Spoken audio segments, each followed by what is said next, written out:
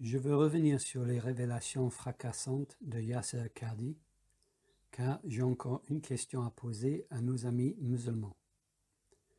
J'ai déjà expliqué qui est Yasser Qadhi, ce qu'il dit et pourquoi ses affirmations sur le texte du Coran sont à prendre au sérieux. Il est, avec Shabir Ali, en train de secouer le monde musulman comme on secoue un cocktail, et les musulmans sont furieux. Ces derniers l'accusent de détruire leur foi. Qadhi dit que le récit traditionnel sur la préservation du texte du Coran est plein de trous.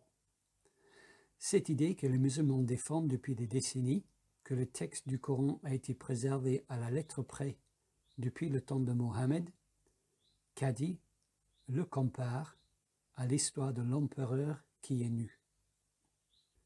Mais ceci pose un sérieux problème pour nos amis musulmans, car non seulement ce récit est ce qu'il raconte depuis des décennies, mais pire encore, il semble que ce récit est fondé sur un verset du Coran. Car dans chapitre 15, verset 9, nous lisons ceci. En vérité, c'est nous qui avons fait descendre le Coran, et c'est nous qui en sommes gardiens. C'est Allah qui parle, et Allah dit qu'il est gardien du Coran. Nous voyons que les traducteurs ont gentiment mis un numéro qui renvoie à une note explication qui dit ceci.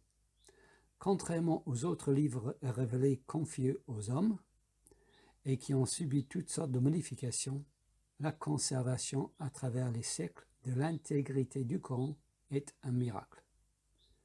J'ouvre ici une parenthèse pour dire que nous voyons encore une fois que les musulmans ont beaucoup de mal avec des catégories simples, comme original et copie de l'original.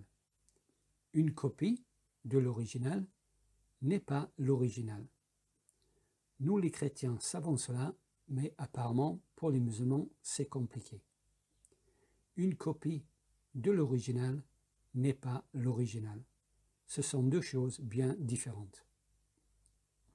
Et nous voyons aussi que puisque leur argumentation dit que puisque des copies de l'original contiennent des différences, alors l'original ne peut pas venir de Dieu, ils prouvent avec ce raisonnement que le Coran ne vient pas de Dieu, car il existe aujourd'hui au moins 26 Corans arabes différents, avec au moins 90 000 différences entre eux.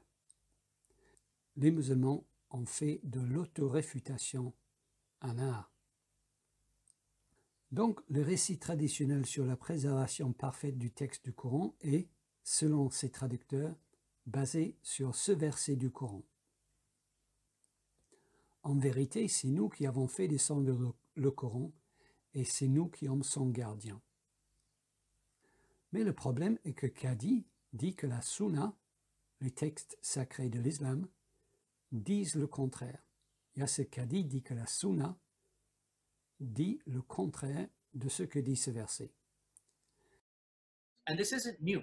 This is from the time of the Sahaba. This is not a joke, brothers and sisters. This is not a joke, brothers and sisters.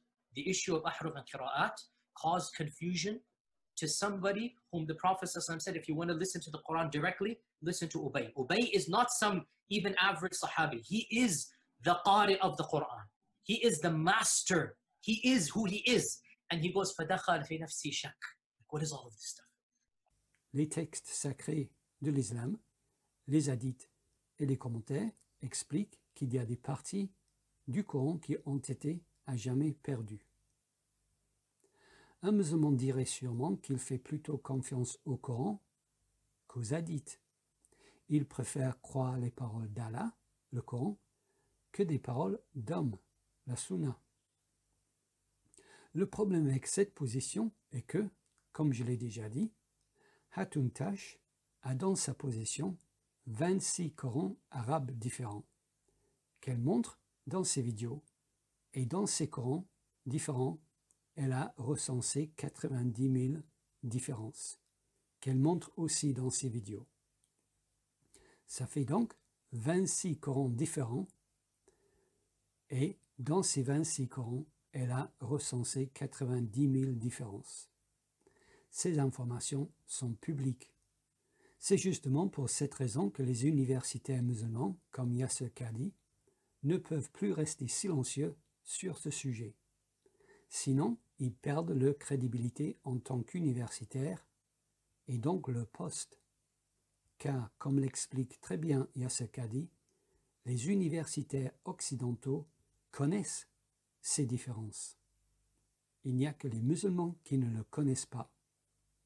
Le seul échappatoire pour un musulman désormais est de dire que toutes ces informations sont des fabrications et que toutes ces personnes, y compris Yasser Qadhi et Shabir Ali, sont des menteurs. Ainsi, ils dénoncent le livre sacré, les hadiths et les commentaires. Et en dénonçant les livres, ils dénoncent les premiers musulmans qui les ont écrits et qui les ont affirmés. Ainsi, ils dénoncent aussi les universitaires les plus respectés. Et ils rejettent ainsi toutes les preuves documentées et publiques qui s'accumulent contre leur position. À part ça, tout va bien.